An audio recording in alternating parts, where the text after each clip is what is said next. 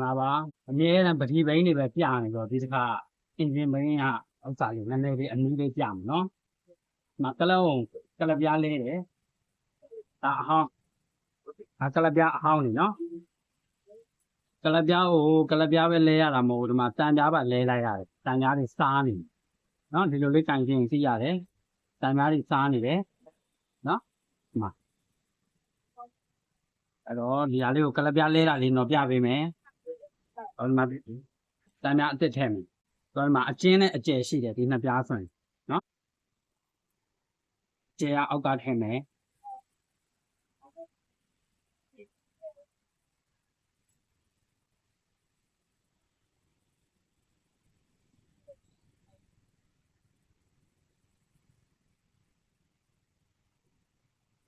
ပြီးရင်အကျယ်တန်ပြားကိုထည့်ပြီးတဲ့အခါကျရင်မအားလေးလေးထည့်မယ်နော်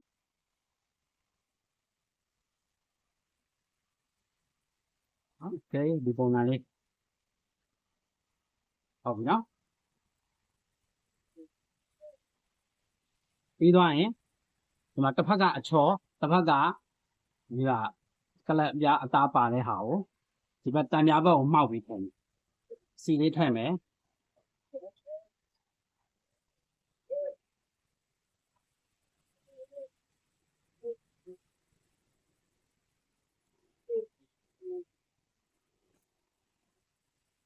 ပြီးတဲ့အခါမှာ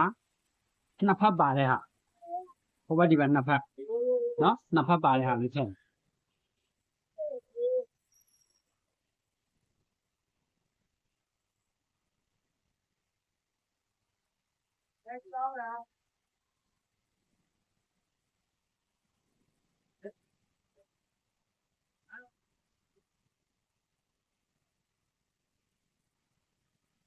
ပြီးရင်ဒီမှာတစ်ဖက်ထဲပါတဲ့ဟာကို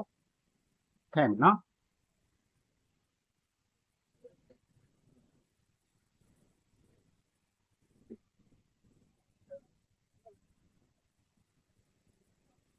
တစ်ဖက်ထဲပါတဲ့ဟာကိုဒီအကျန်းကိုအပေါ်ကနေထားโอเคကြာပြီပြီးရင်စပရင်လေးထည့်မယ်စပရင်လေးခုထည့်စပရင်လေးဒီမှာသူ့အထက်ကငုတ်အဆန်လေးနဲ့အညီလေးထည့်မယ်နော်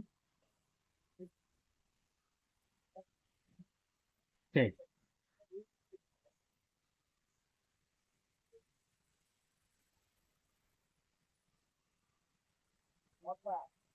ပြီးရင်ဒီမှာဒီတန်ပြားအောင်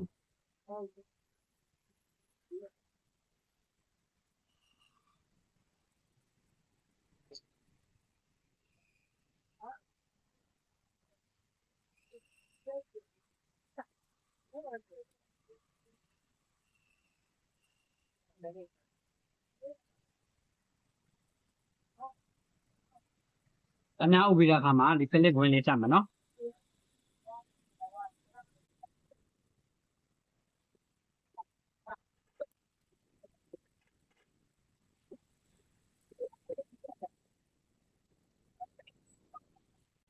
ရပြီဒီမှာတစ်ဖက်ကိုဖရီ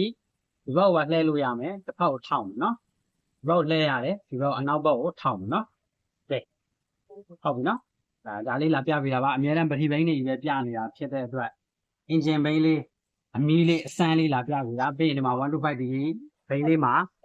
ထည့်မှာပေါ့နော်ကလပြားလေးလဲတာပါအားလုံးပဲကျေးဇူးတင်ပါတယ်ပတိစပိန်ပတိဆိုင်ကယ်နဲ့ပတ်သက်ပြီးတော့ကိုယ်တိုင်ပြင်နေတယ်ကိုယ်တိုင်နားလဲခြင်းနဲ့ကိုယ်တိုင်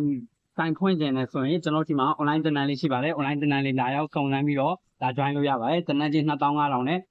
ပတိစပိန်ပတိဆိုင်ကယ်ရဲ့ဝါရင်းရောမော်တာပြင်သင်တန်းရောအသင်းမှုပြင်သင်တန်းရော3ခုလုံးကို join လို့ရပါမယ်နော်အဲ့တော့ပတိစပိန်ပတိဆိုင်ကယ်တွေကို service လုပ်ချင်တယ်ဆိုရင်လည်းကျွန်တော်ရဲ့ site လေးမှာလာပြီးတော့လာရောက်ပြီးတော့ service လုပ်လို့ရပါတယ်လာပြင်လို့ရပါတယ်เนาะအကောင်းဆုံးဝန်ဆောင်မှုပေးပါမယ်ကျွန်တော်ဆိုင်လေးကသင်္ကန်းကျောင်းအောင်မင်္ဂလာလမ်းမပေါ်မှာရှိပါတယ်အဝေးရလမ်းထိပ်ပေါ်မှာပါเนาะအားလုံးပဲကျေးဇူးတင်ပါတယ်